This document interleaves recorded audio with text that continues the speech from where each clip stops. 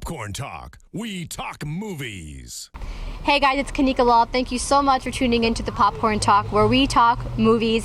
In today's movie, we're getting into creative control, okay? It's set 5 minutes in the future in New York City, and it's about a pair of virtual reality glasses, but the movie goes actually much more deeper into that. So I'm about to interview the director, co-writer, and star, Benjamin Dickinson, as well as his co-star, who's a musician and comedian, Reggie Watts. So let's get into it. Stay tuned. I had a vision that we could enhance real life with a magical layer in front of it. So this is our approach. We give a pair to a genius. We see what comes back. We might have a new art form on our hands. All right, creative control. First, in just a few short words for people who have not seen it, what is the movie about? It's the future. There you go, a few short words. Augmented reality. Watch out. That's true. That is really true. Okay, but the seed of the film, so to speak, right, is no, I'm going to tell you. Oh, you're good. Tell me. It's having you imagine this image of this couple performing sexual intercourse in a certain style, yes, of a man taking a picture of that. Yes. Now that can say a lot of things, right? Yes. But how did that lead to this film? That's funny to me. Like, sex is already so pleasurable. The idea that the idea of like wanting to take a picture of you doing it, which people do, that struck me as funny and poignant and like a little dirty. Mm-hmm. And that's a good place to start with a movie, right? Yeah. I think it says a lot about like selfies. It's like here I am doing this thing. It's like here I am like copulating with someone that I love or maybe hate. Mm-hmm. So I thought that was a kernel to build a movie around. What was the second question? The second one is, it also deals with so many different kind of concepts. Like, you have a love triangle, but then you also have a guy going through anxiety, and then you have this marketing campaign you're doing for these glasses. So what was the original, what was the center of the film at first, and how did that change?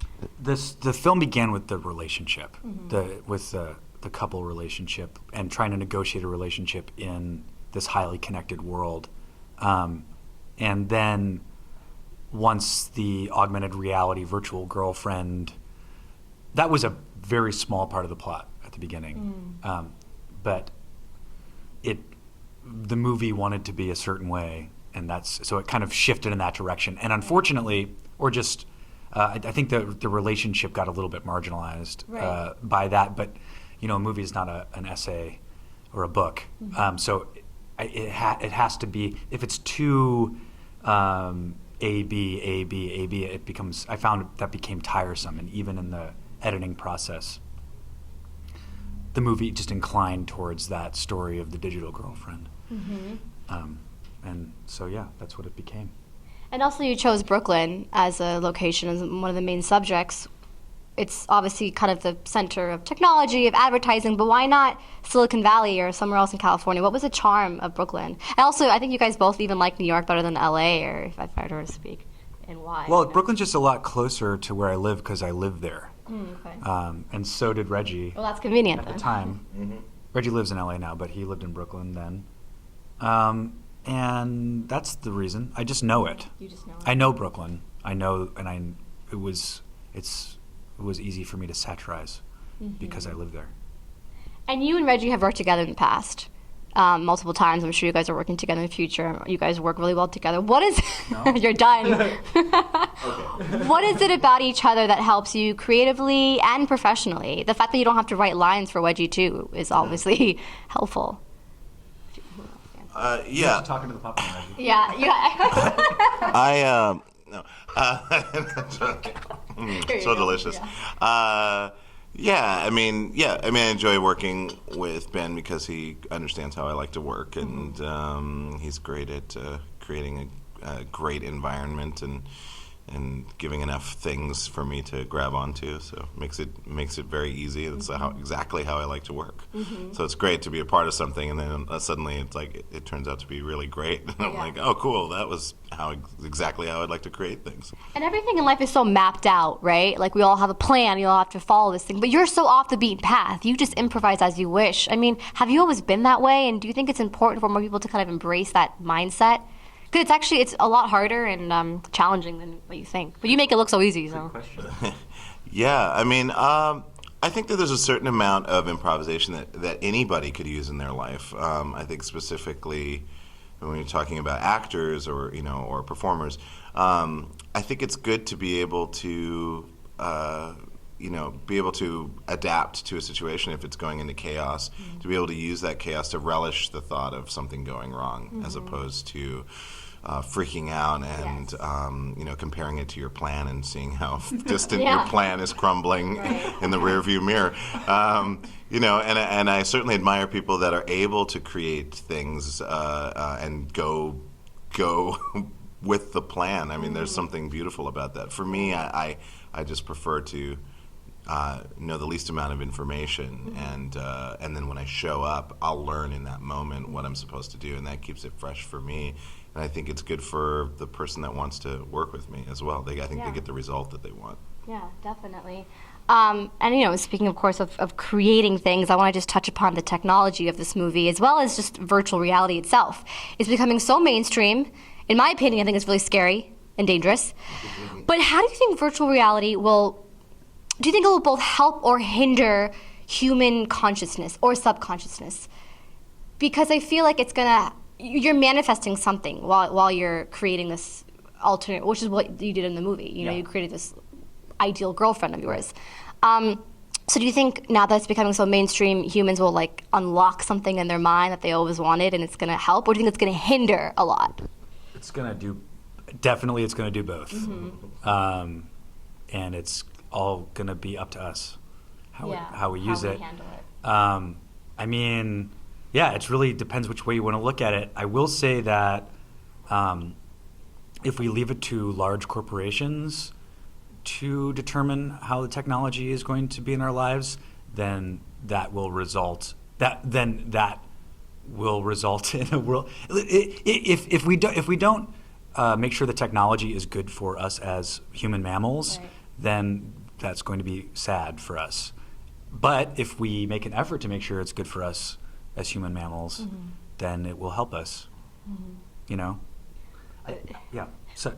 But technology itself, do you think it highlights human flaws in a way, or human behavior? Because we're so dependent on it, you know what I mean? And a lot of it is, we're dependent on it for our happiness, but does that say something about just human behavior itself? I think you also mentioned, too, which was interesting, that, I don't know really what I'm asking here. I'm trying to just get out of conversation, but, humans evolve slower than how technology is evolving faster. So it's do you think that anxiety builds because of that tension? It's interesting. I think we're fascinated to arrive at some place that we'll never get to. Yeah, right. That's true. And I think we'll do whatever it takes to get there, even though we don't know where it is that we're going. Right. So it's and I think that's the main driver, and I think because of that need, people will take advantage of it. And, so the term just popped into my head, but market-based benevolence. I don't know if that's a possible thing. I think that generally, and Ben's been talking about this too. It's when there's commerce involved. And that's based around the end goal of or at least the process of evolution, of some form of evolution. Generally, people pick the wrong thing.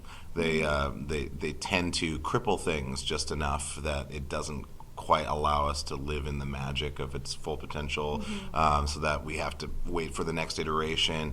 It's all market-based. So, but I will say that technology, I think that the universe is more powerful than just human greed, and I think that there is a possibility that our greed is only a mechanism, a passing mechanism to some kind of an enlightened state, perhaps. And that enlightened state, do you think that's important to practice through, because this film kind of talks about dealing with anxiety or repressed feelings through technology and external influences, but also yoga, which is kind of one with the world, one with the universe, versus the other is kind of, I don't know, not based on that. So what was the conflicting concepts you wanted to put in that? And first, do you guys do yoga? I do. I would love to. I did. You just haven't done it. I did for a while, but not anymore. I met some yogis who were totally full of shit. It doesn't, yoga technology, whatever gets you there, man. I think I was contrasting tech culture versus yoga culture and trying to highlight some of their similarities also, obviously. I think the trapping of yoga is kind of like a spiritual materialism, where it becomes a drug or a cult or a status thing, in the same way that it can happen in technology. That's true. And then at their best, yoga and technology are illuminate the mind and the body and like help us make connections that weren't there before. So I mean, yoga is a technology. Like thousands of years ago, some crazy Indian guys were like, we found out if you like stretch your body around, it gets you really high. And you know what I mean? That's what it is. Like The Indians do that. Yeah. well, I mean, yeah. And the Kama Sutra. Oh yeah. Well, that's not even. We could talk. Early in the morning. What? There's never too early talking about sex. I mean, yeah. More Kama Sutra, right? More Kama Sutra, man. less What's the Starbucks. The fake thing? That's true. less pornography. Less pornography, More Kama Sutra. Sex is an art, okay? It is. Thank No, you. I mean it is. Thank you. Sex is an art, and we've lost that. Like, Yeah, we have. and it is difficult to connect with other people, but it's funny. It's funny to think about the Kama Sutra, lovemaking as an art, and then like some guy masturbating in a closet to pornography, like the spectrum of human sexuality. It's pretty strange, That's know. true. Yeah. Like all the ways it could be. So I mean, obviously, it's a concern with technology. Very soon, you're going to be able to have a lifelike avatar of your favorite actress in the room with you, or actor, and you could go down that rabbit hole, and I think a lot of people are going to. Scary. Well, how do we stop it? How can we stop it? I mean, Well, not the, is for there- Reggie and I, we're just gonna keep. Like, how do you guys? Well, what do you guys do then to cope with this changing? We're making movies. You make movies. Yeah, we're making movies. I mean, it's therapeutic for me to make this Yeah. movie. I'm not making a movie about somebody else's problems. Right. Or someone else's anxiety. Yeah. So making the movie's therapeutic. I think performing for Reggie is, right? Isn't I mean that's therapeutic. That's of course. Yeah. and that's actually also how we share what our experiences are, and like, I mean that's the best answer I've got. Yeah.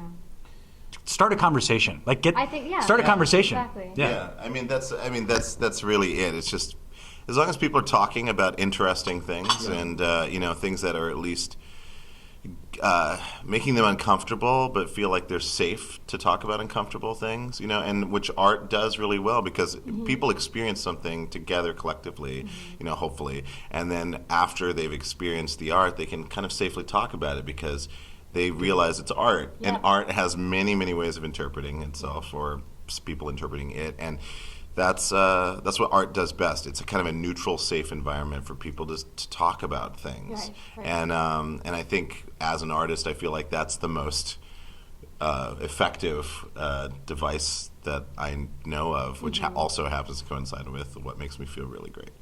Now, I'm sure that you filmed this so long ago. So what are you kind of working on now? If you could share, and how did this film apply anything to you that you're working on now?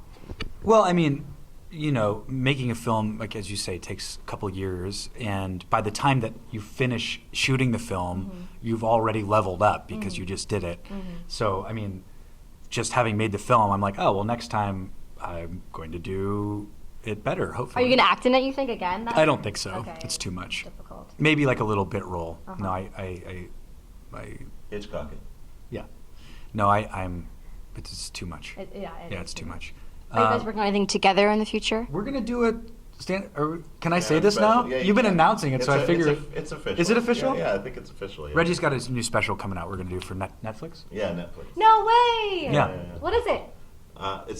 It's just a comedy Reggie doing special. his dumb shit. Yeah, it's just Oh, more of I love that. more of my It's dumb on- stuff. More dumb stuff. It's on Netflix, so that's amazing. That's going to be great. Okay, well, just the last question to wrap this up. Why should people watch Creative Control? I mean, I think we pretty much explained it, but in your words, what do you think? I think you're gonna relate to it, and it's funny.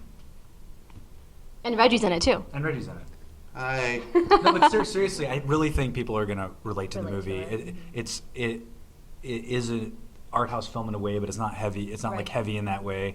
And I think it's an entertaining movie, but it addresses an anxiety that most people, I think, are having these days, like young and old. Yeah, Yeah. definitely. That's a good reason to watch it. Yeah. Thank you guys so much, honestly, for your time today. I Thank appreciate you. it. Wish you guys all the best success Was it in the future. It was a pleasure. Thank you guys so much for watching. I hope you enjoyed the interview. We'll learn a little bit more about the movie. If interested, make sure to check it out. It opens March 11th in select theaters. It's your girl, Kanika Lal, for the Popcorn Talk. I'll check you guys later. Wow. Hey, Davesies. The client wants I'm to not look here. at some of the. If you need to get a hold of me, hire a shaman or send me a psychic message. I'll get it, and I'll send one back to you. Yeah.